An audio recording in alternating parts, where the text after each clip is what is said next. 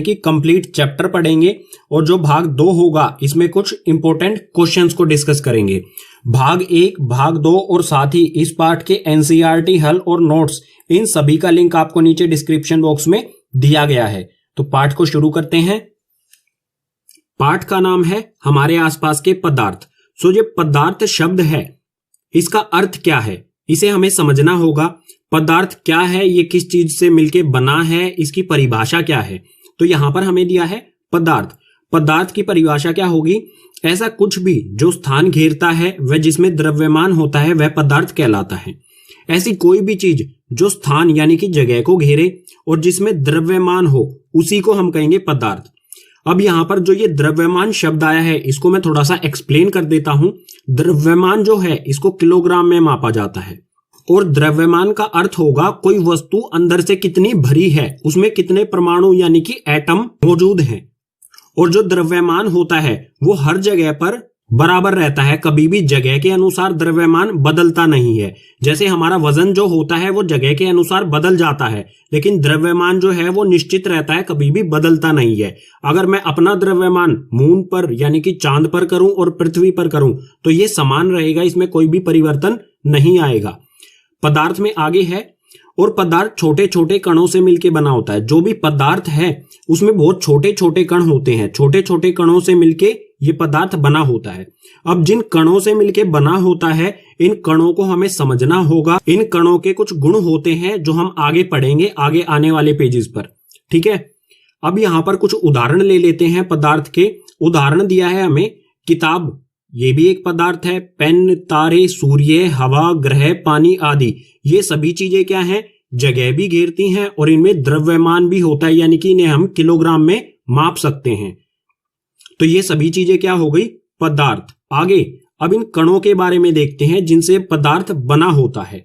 कणों के गुणधर्म, कणों की कुछ विशेषताएं जो होती हैं तो उनके बारे में देखते हैं। कणों की कुल 3 विशेषताएं हमें दी गई है, इन तीनों को एक एक करके पढ़ेंगे आने वाली पेजेस पर। वो विशेषताएं क्या क्या हैं, तो पहला है पदार्थ के कणों के बीच रिक्त स्थान होता है। जो पदार्थ के कण होते हैं उनके बीच में रिक्त स्थान यानी कि खाली जगह होती है। दूसरा दिया है पदार्थ के कण निरंतर गतिशील होते हैं।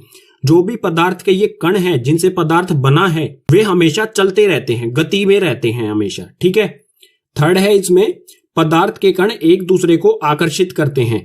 जिन भी कणों से पदार्थ बना होता है वे कण एक दूसरे को आकर्षित यानी कि एक दूसरे को अपनी तरफ खींचते हैं।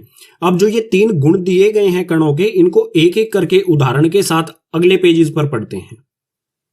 तो कणों के गुणधर्म, कणों का पहला गुणधर्म क्या था, पदार्थ के कणों के बीच रिक्त स्थान यानी कि खाली जगह होती है।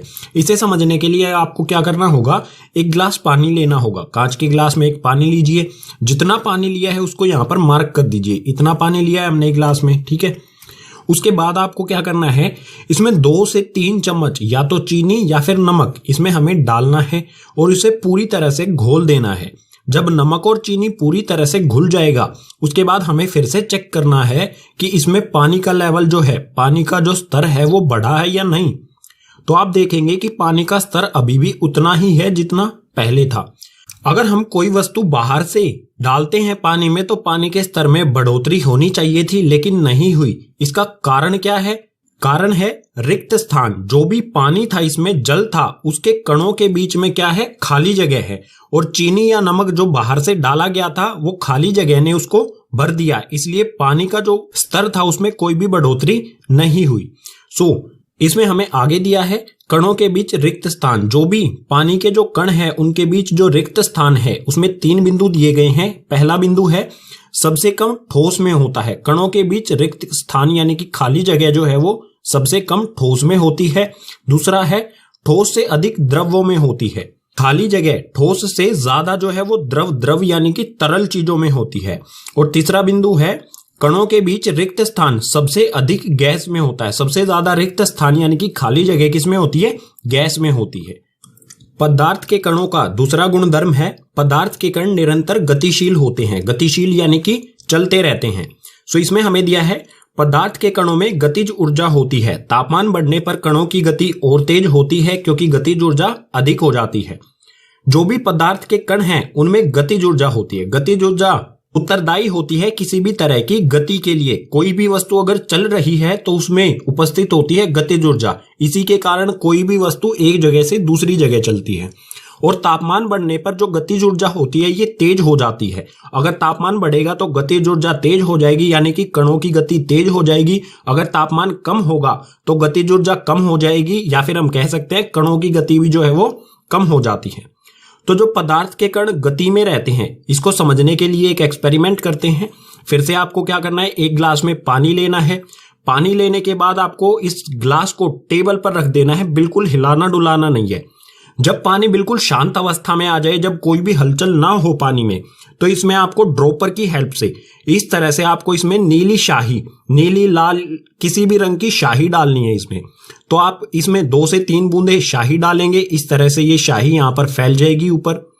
तो कुछ देर इसी तरह रखा रहने देना आपको। कुछ देर में आप देखेंगे कि जो ये शाही है ये धीरे धीरे फैलना शुरू हो जाएगी पूरे पानी में। कुछ और देर रखेंगे तो जो शाही है वो पूरे ग्लास में इस तरह से फैल जाएगी। पानी जो है वो पूरा नीला हो जाएगा। अगर आपने नीली शाही, जिस भी रंग की शाही डाली होगी उसी रंग का जो है वो पानी हो जाएगा। तो जो पानी था वो तो बिल्कुल शांत था।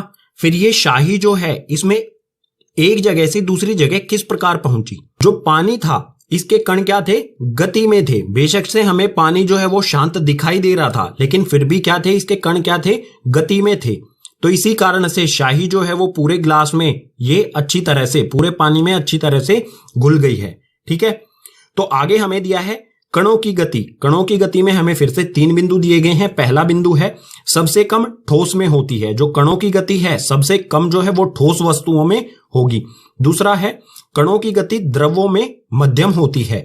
द्रव यानी कि तरल जो चीजें होती हैं उसमें मध्यम यानी कि ना तो ज्यादा होती है ना ही कम होती है।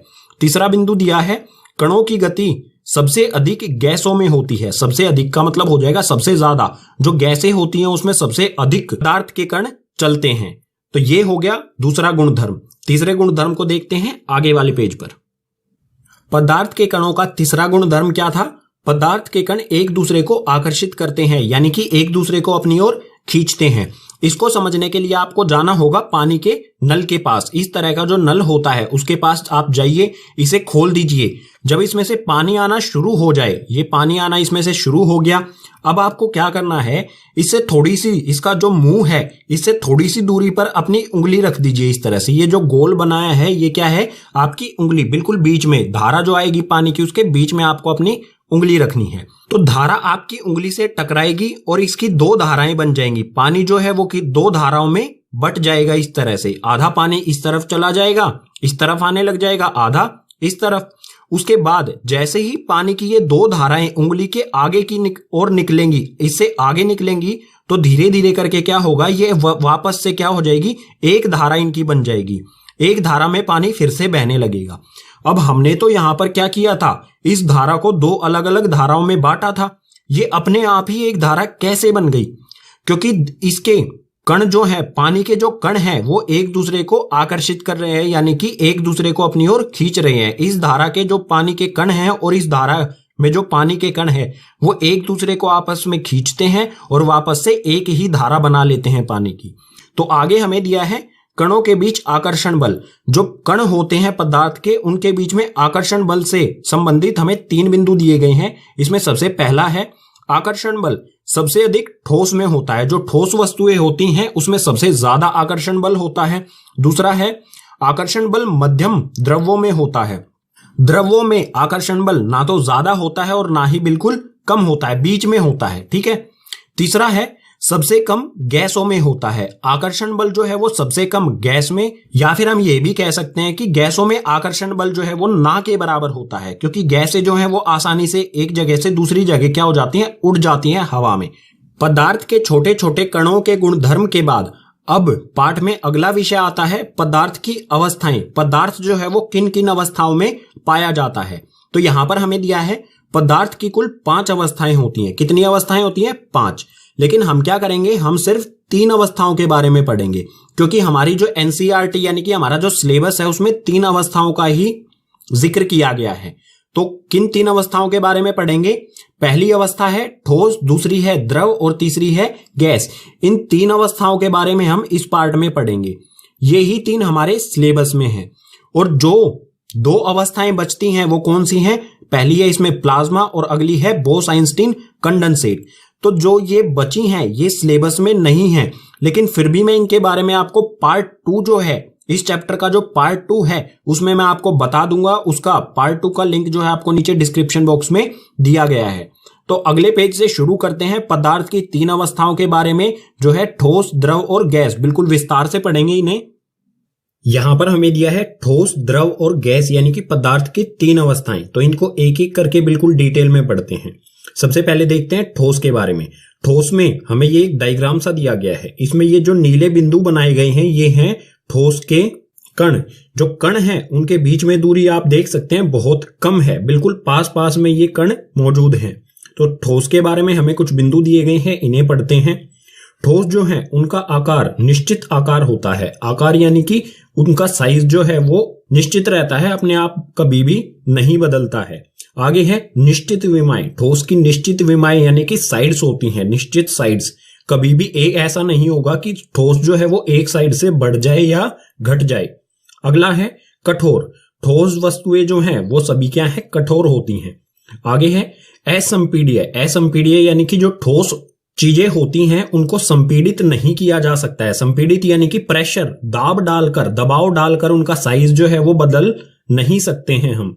और आगे है निश्चित आयतन। और आयतन भी ठोस वस्तुओं का निश्चित होता है। उदाहरण के लिए यहां पर हम ले लेंगे ठोस के क्या उदाहरण हो सकते हैं? मेज हो गया, ईंट हो गया। जो रबर बैंड होता है उसको अगर हम खींचेंगे तो उसका साइज चेंज हो जाता है, उसका आकार चेंज हो जाता है। तो उसका आकार चेंज होने के बावजूद भी उसे हम ठोस कहते हैं। क्यों कहते हैं? क्योंकि उसका आकार अपने आप चेंज नहीं होता है, हम बाहरी बल लगाते हैं तब चेंज होता है। ठीक है, इसलिए जो रबर बैंड होगा उसे भी हम ठोस कहेंगे। द्रव के जो कण होते हैं वो आप देख सकते हैं ठोस की अपेक्षा इनका जो दूरी है, इनके बीच की जो दूरी है वो ज्यादा है। तो द्रव के बारे में हमें पहला बिंदु दिया गया है अनिश्चित आकार। द्रव जो चीजें होती हैं उनका आकार अनिश्चित होता है। जिस भी बर्तन में द्रव को डाला जाएगा वो उसी बर्तन का आकार ले लेते हैं। दूसरा है अनिश्चित विमाएं। को किसी भी एक जगह से, जैसे पानी क्या है? द्रव। तो पानी को किसी भी एक साइड से जगह मिल जाएगी निकलने की, तो वो एक साइड से निकल के चला जाएगा। ठीक है, बहकर वो आगे बढ़ जाएगा। द्रव के बारे में आगे दिया है बहाव। जो द्रव चीजें होती हैं वो बहती हैं, उनमें बहाव होता है, वो एक जगह से दूसरी जगह बहकर जा सकती हैं। द्रव में आगे है कम संपीड्य। जो द्रव चीजें होती हैं उनमें उनका संपीड़न किया जा सकता है लेकिन बहुत कम। कैसे किया जा सकता है? जो इनके बीच में जो द्रव के कण हैं इनके बीच में बहुत कम जगह होती है। ठीक है, ठोस में तो बिल्कुल भी नहीं होती, लेकिन इसमें थोड़ी थोड़ी जगह होती है, तो इनको थोड़ा सा दबाव डालकर संपीड़ित किया जा सकता है। द्रव में आखिरी बिंदु दिया गया है निश्चित आयतन। ठोस की तरह ही द्रव का भी जो आयतन होता है वो निश्चित होता है। द्रव के उदाहरण ले लेते हैं कुछ यहां पर। पानी और दूध, ये क्या हो गई? हमारी चीजें द्रव हो गई हैं। ठीक है, पदार्थ की तीसरी अवस्था है गैस। गैस के कणों को आप यहां पर देख सकते हैं, इनके बीच में बहुत ज्यादा दूरी है। ठीक है, तो इसके बारे में हमें बिंदु दिए गए हैं। इसमें सबसे पहला है अनिश्चित आकार। गैस जो है उसका आकार अनिश्चित, यानी कि जिस भी बर्तन में गैस को डाला जाएगा वो उसको पूरी तरह से भर देगी। अगर ऊपर से खुला होगा तो वो उससे बाहर भी निकल जाएगी। दूसरा है अनिश्चित विमाएं। जैसे द्रव जो है ये भी बह जाता है, इसी प्रकार से गैस जो है बर्तन अगर कहीं से भी खुला है तो वो वहां से निकल के उड़ जाएगी या फिर कह सकते हैं बह जाएगी। तीसरा बिंदु है बहाव। द्रव की तरह ही गैसों में बहाव होता है। अगला बिंदु है अधिक संपीड्य। गैसें जो हैं वो अधिक संपीड़ित हो सकती हैं। क्यों हो सकती हैं? क्योंकि इनके कणों के बीच में ज्यादा जगह होती है, इसलिए इन्हें बहुत ज्यादा संपीड़ित किया जा सकता है। और आखिरी बिंदु है अनिश्चित आयतन। गैस का जो आयतन होता है वो अनिश्चित होता है। अगर थोड़ी सी गैस है वो भी पूरे बर्तन को भरेगी, और अगर थोड़ी ज्यादा गैस है वो भी उसी प्रकार के बर्तन को वो उसमें फैली रहती। उदाहरण है यहाँ पर गैस के ऑक्सीजन और मीथेन। ये दोनों गैसें हैं। मीथेन का उपयोग जो है हमारे गैस सिलेंडर, जो हमारे घरेलू गैस होती है, खाना बनाने वाली गैस, उस सिलेंडर में मीथेन गैस भी पाई जाती है कुछ % में। सो ये हो गई ठोस, द्रव और गैस के गुणधर्म। पदार्थ की 3 अवस्थाओं के गुणधर्म पढ़ने के बाद अब सवाल आता है, क्या पदार्थ की अवस्था में परिवर्तन किया जा सकता है? परिवर्तन यानी कि बदलाव किया जा सकता है, यानी कि ठोस को अगर हम चाहें द्रव में बदलना या फिर द्रव को हम चाहें गैस में बदलना, क्या ये किया जा सकता है? या फिर इसका उल्टा, गैस को द्रव में या फिर द्रव को ठोस में परिवर्तित किया जा सकता है? तो बिल्कुल, जो पदार्थ की अवस्था है उसमें परिवर्तन किया जा सकता है और इसको करने के दो तरीके हैं। इसमें पहला तरीका है तापमान में बदलाव करके। अगर किसी पदार्थ का हम तापमान में बदलाव करें, तापमान बढ़ाएं या घटाएं, तो पदार्थ की अवस्था बदली जा सकती है। और दूसरा तरीका है दाब में बदलाव करके। दाब यानी कि प्रेशर कम या ज्यादा करके भी पदार्थ की अवस्था को बदला जा सकता है। अब इन दोनों के, तापमान में बदलाव करके और दाब में बदलाव करके, इन दोनों का एक एक उदाहरण लेते हैं और आगे वाले पेज पर इनको बिल्कुल डिटेल में पढ़ते हैं। तो तापमान में बदलाव करके पदार्थ की अवस्था को किस प्रकार से परिवर्तित किया जाएगा? मान लीजिए हमारे पास कोई ठोस वस्तु है। ठोस वस्तु का अगर हम तापमान बढ़ा दें, तापमान अगर हमने बढ़ाया, जमा का निशान क्यों लगा रहा हूं मैं यहां पर, अगर हमने ठोस का तापमान बढ़ा दिया तो वो द्रव में परिवर्तित हो जाएगा। ठीक है। अगर हम चाहें किसी चीज को द्रव से गैस में बनाना, तो फिर से हमें क्या करना होगा? तापमान बढ़ाना होगा, जमा करना होगा। तापमान बढ़ाया तो जो द्रव है वो गैस में परिवर्तित हो जाएगा। और अगर इसको बिल्कुल उल्टा करना चाहें, गैस को अगर हमें द्रव में बनाना है, तो इसमें क्या करना होगा? हमें तापमान घटाना होगा। और द्रव से ठोस बनाना हो तो फिर से हमें तापमान और कम करना होगा, तो द्रव से ठोस में परिवर्तन हो जाएगा। अब ये प्रक्रिया को एक उदाहरण से समझ लेते हैं। ठोस में हमारे पास यहां पर है बर्फ यानी कि आइस, जो फ्रिज में होती है हमारे, ये है बर्फ को अगर हमें द्रव यानी कि पानी में परिवर्तित करना है, तो हम क्या करते हैं? बर्फ को गर्म करते हैं। ठीक है। बर्फ को अगर हमने गर्म किया यानी कि उसका तापमान बढ़ाया, तो वो किस में परिवर्तित हो जाएगा? पानी में। ठीक है। इस तरह से ये पानी में बदल जाएगा। अगर हमें द्रव यानी कि पानी से अगर हमें गैस की अवस्था में इसे परिवर्तित करना है, तो इसका तापमान और बढ़ाएंगे। और बढ़ाने पर क्या होगा? ये भाप बनने लगेंगी पानी की। और भाप क्या होता है? गैसीय अवस्था है। ठीक है। तो तापमान बढ़ाने पर क्या हो जाएगा? गैस यह अवस्था यानी कि भाप में परिवर्तित हो जाएगा। तो हमने क्या किया? ठोस को द्रव में बनाया, द्रव को गैसीय अवस्था में बना दिया। बिल्कुल हम इसका उल्टा भी कर सकते हैं। अगर भाप है, भाप को अगर ठंडा किया जाए, तापमान अगर इसका घटाया जाए, तो ये जल में परिवर्तित हो जाएगी। अगर जल का जो पानी है हमारा, इसको और ठंडा किया जाए, फ्रिज में रखेंगे, वापस इसे फ्रीजर में रखेंगे और ठंडा किया जाएगा, तो ये वापस से बर्फ यानी कि आइस में परिवर्तित हो जाएगा। तो ये था तापमान में बदलाव करने का उदाहरण। अब देखते हैं दाब में बदलाव करके किस प्रकार से पदार्थ की अवस्था को परिवर्तित किया जा सकता है। तो मान लीजिए हमारे पास कोई गैस है, कोई भी गैस है, अगर हम इस पे दाब बढ़ाएं, प्रेशर जो है वो बढ़ाएंगे, तो ये किस में परिवर्तित हो जाएगी? द्रव में।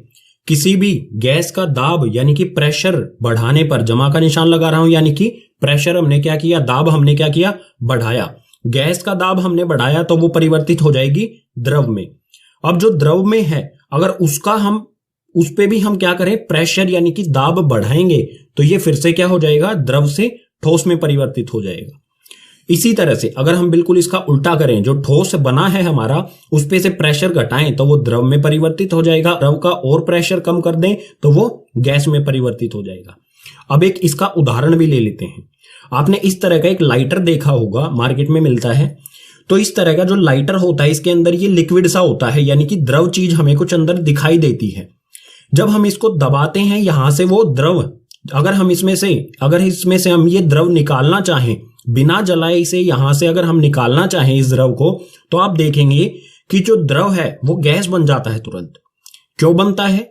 क्योंकि ये अंदर जो है ना, ये एक तरह से क्या है? गैस को द्रव में परिवर्तित करके डाला गया है। गैस पे इसमें मौजूद गैस है, उस पे दबाव डाला गया, प्रेशर डाला गया और उसका बनाया गया द्रव जो बनाया गया, वो जैसे ही इसमें से निकलेगा, उसे का दाब यानी कि प्रेशर कम होगा, और प्रेशर कम होते ही वो वापस किस अवस्था में आ जाएगा? वापस से गैसीय अवस्था में आ जाएगा। ठीक है। ये इसका उदाहरण हो गया। अब पीछे वाले पेज पर हमने समझा तापमान में बदलाव करके पदार्थ की अवस्था को किस प्रकार से परिवर्तित किया जा सकता है। अब हम समझते हैं तापमान परिवर्तन के प्रभाव। जब तापमान में परिवर्तन यानी कि बदलाव होगा, तो पदार्थ पर इसका क्या प्रभाव होगा? तो इसमें 3 प्रभाव होंगे। पहला होगा गलनांक बिंदु, दूसरा होगा क्वथनांक बिंदु और तीसरा ऊर्ध्वपातन और निक्षेपण। तो इन तीनों को एक एक करके अच्छी तरह से पढ़ते हैं। सबसे पहले पढ़ते हैं गलनांक बिंदु के बारे में। गलनांक बिंदु क्या होता है? किसी ठोस का वह तापमान जिस पर वह अपनी ठोस अवस्था से पिघलकर द्रव अवस्था में परिवर्तित होता है गलनांक बिंदु कहलाता है। कोई भी हमारे पास ठोस वस्तु है, जिस तापमान पर वो पिघलना शुरू कर दे, द्रव अवस्था में परिवर्तित होना शुरू कर दे, उस तापमान को कहेंगे हम गलनांक बिंदु। उदाहरण दे देता हूं इसका यहां पर। जैसे बर्फ होती है, बर्फ जो है वो पिघलना शुरू कर देती है, जल बनना शुरू कर देती है किस तापमान पर? 0 डिग्री सेल्सियस। तो ये जो 0 डिग्री सेल्सियस होगा ये क्या होगा? बर्फ का गलनांक बिंदु। तापमान को कहेंगे हम गलनांक बिंदु जिस पर भी वो पिघलना शुरू कर दे। इसी प्रकार से लोहा जो होता है, लोहा कितने तापमान पर पिघलना शुरू कर देता है? 1534 डिग्री सेल्सियस पर। तो ये होगा लोहे का गलनांक बिंदु, ये वाला होगा बर्फ का गलनांक बिंदु, ये वाला होगा लोहे का गलनांक बिंदु। इसी तरह अलग अलग पदार्थ जो होते हैं उनका अलग अलग गलनांक बिंदु होता है।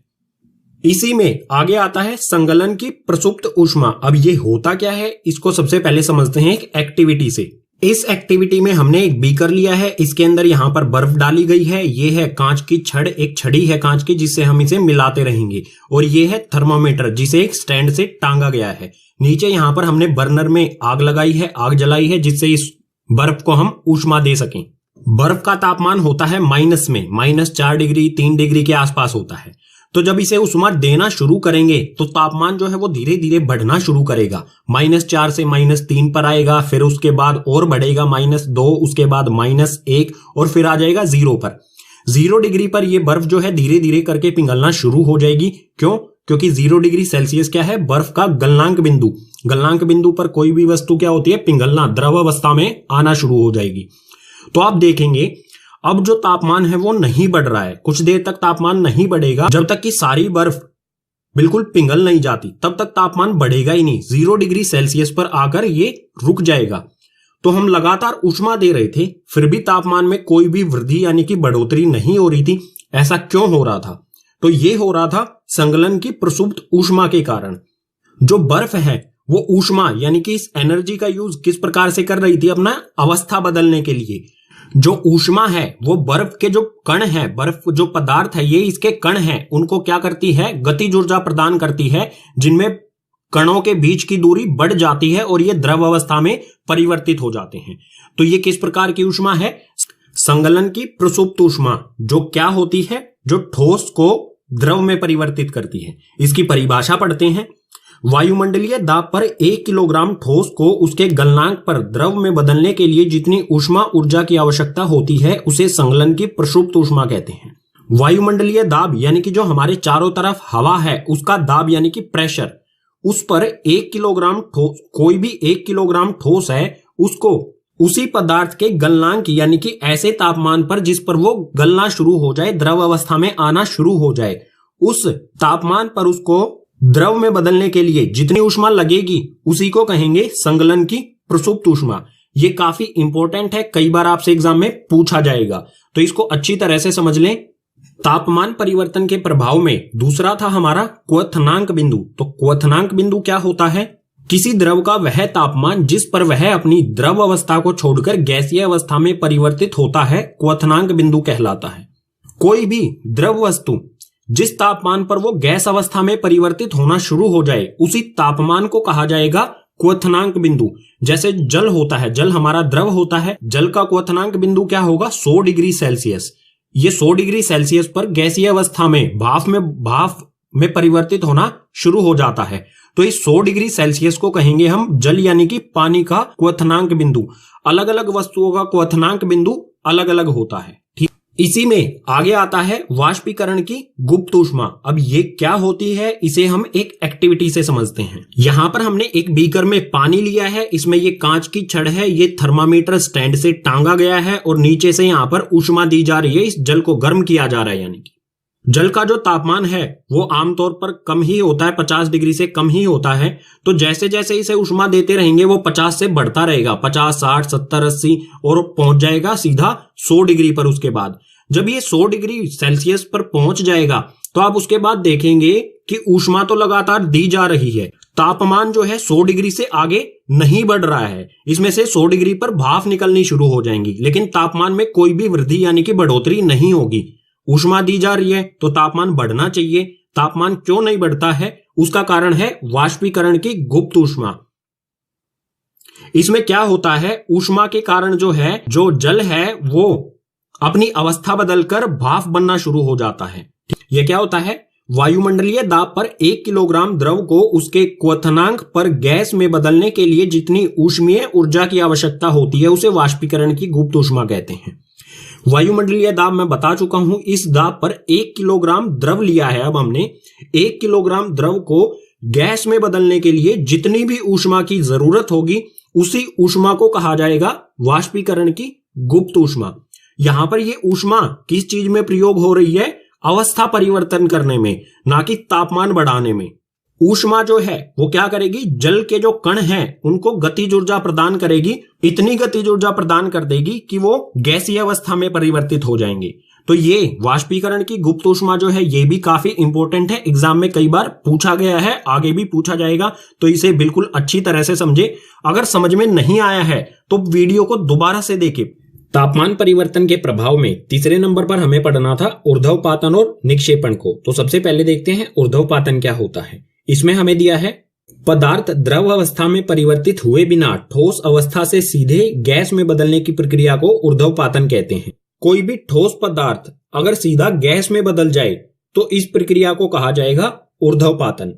और निक्षेपण क्या होता है, निक्षेपण ऊर्ध्वपातन का बिल्कुल उल्टा होता है। गैस से सीधा ठोस बनने की प्रक्रिया को निक्षेपण कहते हैं। अगर कोई भी पदार्थ हमारे पास गैसीय अवस्था में है वो सीधा ठोस अवस्था में परिवर्तित हो जाए तो उसे कहेंगे निक्षेपण। ये दोनों एक दूसरे के क्या हैं, उल्टे। ऊर्ध्वपातन में ठोस से गैस होता है डायरेक्ट, और इसमें निक्षेपण में गैस से ठोस बनता है। अब ये ऊर्ध्वपातन और निक्षेपण होता किस प्रकार से है और किन किन पदार्थों का होता है, इसको एक एक्टिविटी से समझ लेते हैं।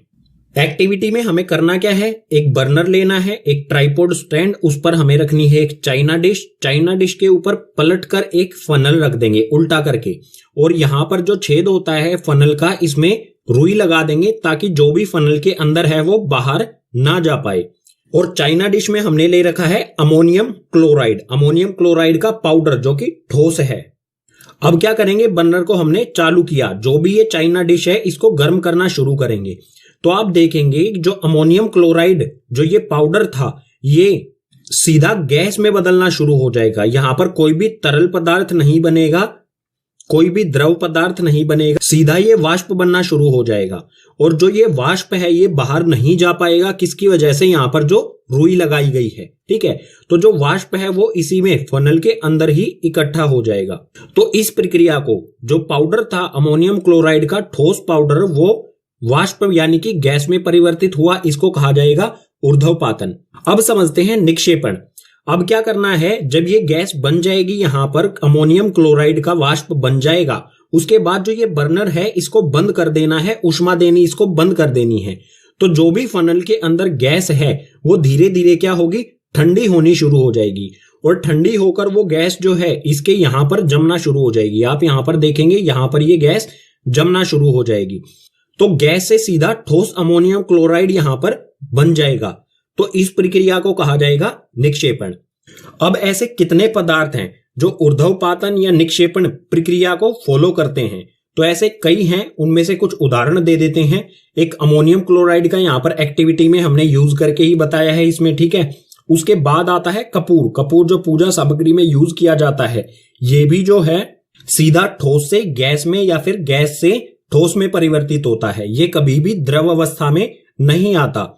इसी प्रकार से नेफ्थलीन की गोलियां जो होती हैं, जो कपड़ों में रखी जाती हैं, जब हम कपड़ों को लंबे समय तक कहीं पर स्टोर करके रखते हैं तो उसमें नेफ्थलीन की गोलियां रखते हैं ताकि उसमें कोई भी कीड़े ना लगे। तो ये गोलियां भी जो हैं ये भी सीधी क्या होती हैं, ऊर्ध्वपातन होती हैं या फिर निक्षेपण होती हैं, सीधा ठोस अवस्था से गैस में परिवर्तित हो जाती हैं। अब समझ लेते हैं ठोस, द्रव और गैस पदार्थ की कोई भी अवस्था में परिवर्तन होगा तो किस प्रक्रिया के तहत होगा, उस प्रक्रिया को क्या कहा जाएगा, नाम क्या होगा इस प्रक्रिया का। तो यहां पर हमें दिया है, यहां पर यह है ठोस, यहां पर है द्रव और यहां पर है गैस। अगर ठोस से कोई भी वस्तु द्रव में परिवर्तित होगी तो उसे कहा जाएगा संगलन प्रक्रिया, ठीक है।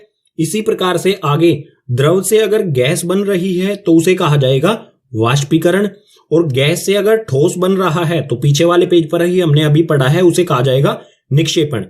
और बिल्कुल इसका उल्टा करें हम, ठोस से अगर गैस बनती है तो इस प्रक्रिया को कहेंगे ऊर्ध्वपातन, पीछे वाले पेज पर ही पढ़ा था। अगर गैस से अगर द्रव बन रहा है तो उसे कहेंगे हम संघनन। ठीक है, याद रखनी है आपको ये सारी चीजें। और द्रव से ठोस बने तो उसे कहेंगे हम जमना। जब जल होता है उसको हम बर्फ बनाते हैं तो वो क्या कहते हैं, हमने बर्फ जमाई है। इन सभी प्रक्रियाओं को आपको याद रखना है कि ठोस से द्रव या फिर द्रव से गैस या गैस से ठोस जब बनेगा, पदार्थ की अवस्था में परिवर्तन होगा तो कौन सी प्रक्रिया के तहत होगा। पीछे वाले पेजेस पर हमने पढ़ा तापमान परिवर्तन के प्रभाव। अब देखते हैं दाब परिवर्तन के प्रभाव। दाब यानी कि प्रेशर। किसी भी पदार्थ का दाब अगर परिवर्तन किया जाए यानी कि दाब में बदलाव किया जाए तो उसकी अवस्था पर क्या प्रभाव पड़ेगा। तो यहां पर हमें दिया है, यदि तापमान घटाने पर सिलेंडर में गैस लेकर उसे संपीड़ित करें तो कणों के बीच की दूरी कम हो जाएगी और गैस द्रव में बदल जाएगी। तापमान जब हम घटाएंगे तो जो कण है गैस के, उनकी गतिज ऊर्जा क्या होगी, कम होगी। गतिज ऊर्जा कम होने के कारण संपीड़ित करना, संपीड़ित यानी कि उस पर दाब डालना आसान होता है। दाब डालकर उसके कणों को पास पास में लाया जाएगा और अगर कण पास पास में आ गए तो जो गैस है वो या तो द्रव में बदल जाएगी या फिर वो ठोस अवस्था में बदल जाएगी। दोनों में बदल सकती है। गैस जो है वो द्रव और ठोस दोनों में बदल सकती है जब दाब में परिवर्तन किया जाएगा। ये प्रक्रिया किस प्रकार से होगी इसे समझ लेते हैं। तो ये है हमारे पास यहां पर सिलेंडर के अंदर यहां पर ये गैस है और ये है यहां पर पिस्टन। ठीक है, पिस्टन जैसे हमारी पिचकारी में होता है ना पिस्टन, उसी प्रकार से इस पर दबाव डाला जाएगा। जैसे ही इस पर दबाव डाला जाएगा और तापमान भी घटाया जाएगा तो जो ये कण है गैस के, ये पास पास में आएंगे। कण पास पास में आने से क्या होगा, जो ये गैस है ये क्या हो जाएगी, द्रव में परिवर्तित हो जाएगी। इसी प्रकार से जब ये गैस द्रव में परिवर्तित हो जाएगी, अगर इस पर और ज्यादा दाब डाला जाए, ज्यादा प्रेशर डाला जाए तो जो ये गैस थी पहले द्रव में हुई, द्रव के बाद सीधा अब ये क्या हो जाएगी, द्रव से ठोस अवस्था में परिवर्तित हो जाएगी। और यहां पर एक बात और होगी, जो हमारी पहली ये वाली स्थिति थी इसमें बहुत ज्यादा दाब यानी कि बहुत ज्यादा प्रेशर डाल दिया जाए तो गैस जो है वो सीधा किसमें हो जाएगी, ठोस अवस्था में परिवर्तित हो जाएगी। आगे हमें ये दो बिंदु दिए गए हैं, इन्हें भी समझते हैं। दाब बढ़ने से कण नजदीक आते हैं और कण अगर नजदीक आएंगे तो ये किसमें होता है, या तो द्रव में होता है, अगर ज्यादा ही नजदीक आ गए तो वो ठोस बन जाएगी। ठीक है, इसी प्रकार से आगे अगला बिंदु दिया गया है, दाब घटने से कण दूर जाते हैं। अगर हम यहां पर क्या करें, जो ये ठोस बन गई है गैस, इस पे से दाब, यहां पर जो दाब है ये हटा लिया जाए तो गैस जो है वो किसमें, या तो द्रव में परिवर्तित हो जाएगी या सीधा गैस अवस्था में परिवर्तित हो जाएगी। यानी कि जो प्रक्रिया गैस को द्रव या फिर गैस को ठोस बनाने की थी, इसको उलट भी किया जा सकता है प्रेशर को कम करके। तो एक उदाहरण भी ले लेते हैं, जब गैस को द्रव या फिर गैस को ठोस में परिवर्तित किया जाता है तो इसका बिल्कुल आसान सा उदाहरण होगा एलपीजी। एलपीजी जो गैस है वो हमारे घरों में, जो घर में सिलेंडर होते हैं खाना बनाने वाली गैस के, उनमें एलपीजी गैस भरी जाती है। एलपीजी की फुल फॉर्म होती है लिक्विड पेट्रोलियम गैस, लेकिन हिंदी में क्या फुल फॉर्म होगी ये मैं आपको बताऊंगा पार्ट 2 में।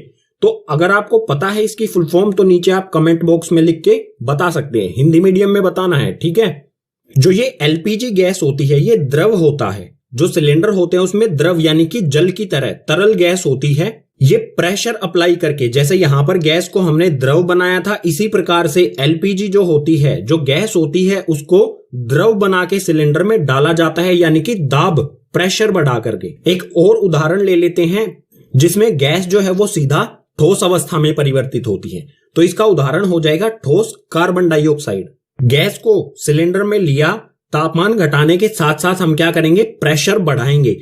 प्रेशर ज्यादा बढ़ाने से क्या होगा, जो कार्बन डाइऑक्साइड है वो सीधा ठोस रूप में आ जाएगी। और जो ये ठोस कार्बन डाइऑक्साइड होती है इसे शुष्क बर्फ भी कहा जाता है। शुष्क बर्फ क्यों कहा जाता है, क्योंकि ये बिना द्रव अवस्था में आए सीधा गैस से ठोस या फिर ठोस से गैसीय अवस्था में परिवर्तित की जा सकती है। पार्ट में हमारा अगला विषय आता है वाष्पीकरण। वाष्पीकरण क्या होता है इसे एक एक्टिविटी से समझते हैं, उसके बाद इसकी परिभाषा जो लिखी हुई है उसे भी पढ़ेंगे। एक्टिविटी यानी कि क्रियाकलाप। तो इसके लिए हमें करना क्या होगा, एक गिलास पानी लेना है। एक गिलास पानी लेना है, उस पे निशान लगा देना है कि इस गिलास में कितना पानी है, इतना। ठीक है, ये निशान लगा दिया। इस गिलास पानी को एक दिन सुबह आप भर के रख दीजिए। उसके बाद इसको आपने छेड़ना नहीं है, बिल्कुल शांत अवस्था में इसे रखा रहने दीजिए। शाम को आपको फिर से इसका लेवल चेक करना है कि पानी अभी भी इसमें इतना है या कम हो गया। तो आप देखेंगे कि पानी का जो लेवल था, इसमें से पानी कहीं ना कहीं गायब हो गया। पानी का जो लेवल है वो इतने से इतना, जो इससे ऊपर पानी था वो गायब हो चुका है कहीं। तो वो पानी कहाँ गया? तो इससे ऊपर जो भी पानी था वो क्या हो गया? वाष्प, भाप बनकर हवा में उड़ गया। इसी प्रक्रिया को कहा जाता है वाष्पीकरण। परिभाषा से बिल्कुल अच्छी तरह से समझते हैं इसे। यह सतह पर होने वाली प्रक्रिया है जिसमें द्रव पदार्थ में सतह के कण क्वथनांक से नीचे किसी भी तापमान पर वाष्प में बदलने लगते हैं। इस प्रक्रिया को वाष्पीकरण कहते हैं। वाष्पीकरण क्या होता है? सतह पर होने वाली प्रक्रिया। जो पानी की ऊपर की सतह है सिर्फ यहां से वाष्पीकृत होगा। क्वथनांक यानी कि उबलने वाले तापमान से कम तापमान पर, अगर उबलने वाले तापमान से किसी भी कम तापमान पर ये द्रव से गैस में बदल रहा है, भाप में बदल रहा है, तो कहा जाएगा वाष्पीकरण। वाष्पीकरण में आगे आता है वाष्पीकरण को प्रभावित करने वाले कारक, यानी कि ऐसी कौन कौन सी और कितनी वजह हैं जो वाष्पीकरण को बढ़ा सकती हैं या वाष्पीकरण को कम कर सकती हैं। तो ऐसी 4 वजह हैं जो यहां पर लिखी गई हैं। इनको एक एक करके समझते हैं। तो इसमें सबसे पहली वजह है सतह का क्षेत्रफल। सतह का क्षेत्रफल जो है वो वाष्पीकरण की दर को प्रभावित कर सकता है, कम भी कर सकता है और ज्यादा भी कर सकता है। किस तरह से करेगा ये उदाहरण के साथ समझते हैं। हमने क्या किया, एक कप में चाय ली, एक कप में चाय ली और एक प्लेट में चाय ली। जो कप के नीचे प्लेट होती है उसमें चाय ली, दोनों में चाय है। तो किसमें ज्यादा वाष्पीकरण होगा? वाष्पीकरण होगा प्लेट में ज्यादा। क्यों? क्योंकि इसकी सतह का क्षेत्रफल ज्यादा है। और वाष्पीकरण कौन सी प्रक्रिया होती है? सतह पर होने वाली प्रक्रिया। तो सतह अगर ज्यादा है तो वाष्पीकरण ज्यादा होगा, अगर सतह कम है तो वाष्पीकरण कम होगा। इसलिए प्लेट में वाष्पीकरण ज्यादा होगा और कप में वाष्पीकरण कम होगा। इसी तरह से वाष्पीकरण को प्रभावित करने वाला दूसरा कारण है तापमान। तापमान अगर हम बढ़ाएंगे तो वाष्पीकरण भी जो है वो बढ़ने लगेगा। वाष्पीकरण भी उतनी ही तेजी के साथ बढ़ेगा। अगर तापमान हम घटाएंगे तो वाष्पीकरण भी जो है वो धीमा हो जाएगा। कैसे? जैसे हम गर्मी में 1 गिलास पानी बाहर रख दिया हमने, ठीक है, ये हमने गर्मी में रखा और इतना ही गिलास भर के हमने एक सर्दी में रखा। मान लीजिए ये सर्दी वाला है। वाष्पीकरण, ये दोनों ग्लास हमने बाहर रखे, एक गर्मी में भर के रख दिया, एक सर्दी में भर के रख दिया। तो आप देखेंगे कि गर्मी वाला जो ग्लास था, गर्मी के मौसम में जो बाहर रखा था, उसमें से ज्यादा पानी जो है वो वाष्पीकृत हुआ है। और सर्दी में जो ग्लास बाहर रखा था उसमें से कम पानी वाष्पीकृत हुआ है। तो गर्मी में क्या होता है? तापमान अधिक होता है, इसलिए वाष्पीकरण भी ज्यादा होगा। और सर्दी में पानी का वाष्पीकरण कम क्यों हुआ? क्योंकि तापमान जो है वो कम होता है। तापमान के साथ साथ वाष्पीकरण भी बढ़ता है। तीसरा कारण है वाष्पीकरण को प्रभावित करने वाला आर्द्रता। आर्द्रता का मतलब होता है नमी। अगर वायु में आर्द्रता अधिक है, ज्यादा है, तो वाष्पीकरण कम होगा। कम क्यों होगा? क्योंकि वायु में पहले से ही ज्यादा मात्रा में जल वाष्प मौजूद है। अगर आर्द्रता कम होगी तो वाष्पीकरण ज्यादा होगा। वाष्पीकरण को प्रभावित करने वाला चौथा कारक है वायु की गति। जो हवा है उसकी गति, वो कितनी तेज चल रही है, ये भी कारण है वाष्पीकरण को प्रभावित करने वाला। अगर हवा तेज चल रही होती है तो वाष्पीकरण भी तेज होगा। अगर हवा धीमी चल रही होती है तो वाष्पीकरण कम होगा। आपने नोटिस किया होगा जब हम कपड़े धोकर सुखाते हैं तो हवा अगर तेज चल रही है तो जल्दी सूख जाते हैं, यानी कि जो कपड़ों में पानी है वो जल्दी वाष्पीकृत हो गया। अगर हवा धीमी चल रही है तो उस कपड़ों को सूखने में थोड़ा ज्यादा समय लगता है, क्योंकि वाष्पीकरण जो है वो कम हो रहा है। तो ये 4 ऐसे कारण हैं जो वाष्पीकरण को प्रभावित करते हैं और ये काफी इंपॉर्टेंट हैं, क्योंकि एग्जाम में यहां से आपका एक क्वेश्चन आएगा ही आएगा वाष्पीकरण वाले कॉन्सेप्ट से। वाष्पीकरण में एक और विषय आता है वाष्पीकरण से शीतलता, यानी कि वाष्पीकरण के कारण ठंडक होना। तो ये क्या होता है? वाष्पीकरण प्रक्रिया के दौरान द्रव के कण अपने आसपास के वातावरण से ऊर्जा अवशोषित कर लेते हैं। वातावरण से ऊर्जा की हानि होती है और वातावरण शीतल हो जाता है। जब भी वाष्पीकरण होता है तो जो द्रव होता है यानी कि जो भी हमारी तरल चीज, जो भी वाष्पीकृत होने वाली चीज है, द्रव है, उसके कण जो होते हैं वो अपने चारों तरफ से ऊर्जा यानी कि गर्मी को अवशोषित यानी कि सोख लेते हैं, गर्मी को सोख लेते हैं और अपनी अवस्था परिवर्तन कर लेते हैं उस गर्मी से, उस ऊर्जा से। तो चारों तरफ के वातावरण से जो गर्मी उन्होंने सोख ली, उसके कारण जो चारों तरफ का वातावरण है वो क्या हो जाएगा, ठंडा हो जाएगा। ठंडा होने का कारण क्या है, क्योंकि वातावरण ने क्या किया है, अपनी ऊर्जा द्रव को दे दी जो वाष्पीकृत हो गया। तो एक एक्टिविटी से इसे समझ लेते हैं। एक्टिविटी में आपको करना क्या है, अपना हाथ लेना है, ठीक है। अपने हाथ पे आप पेट्रोल, एसीटोन या फिर परफ्यूम जो होता है उसकी कुछ बूंदे डालिए। अपनी हथेली पर आप उसकी कुछ बूंदे डालेंगे तो आप देखेंगे कि आपकी हथेली जो है वो ठंडी हो गई है। ठंडी होने का कारण क्या है, जैसे ही आप परफ्यूम या फिर पेट्रोल या फिर एसीटोन या इसके अलावा और बहुत सारी चीजें होती हैं जो जल्दी से वाष्पीकृत हो जाती हैं, जैसे ही आप उन द्रव को अपनी हथेली पर डालेंगे तो वो द्रव जो है, जो भी आपने हथेली पर डाला, वो आपकी हथेली से ऊष्मीय ऊर्जा यानी कि गर्मी जो है आपकी हथेली की, वो सोख लेंगे, अवशोषित कर लेंगे और बहुत जल्दी से वाष्पीकृत हो जाएंगे। अब आपकी हथेली ने अपनी गर्मी किसको दे दी, जो भी द्रव आपने अपनी हथेली पर डाला था, तो आपकी हथेली से ऊर्जा क्या हुई, कम होगी।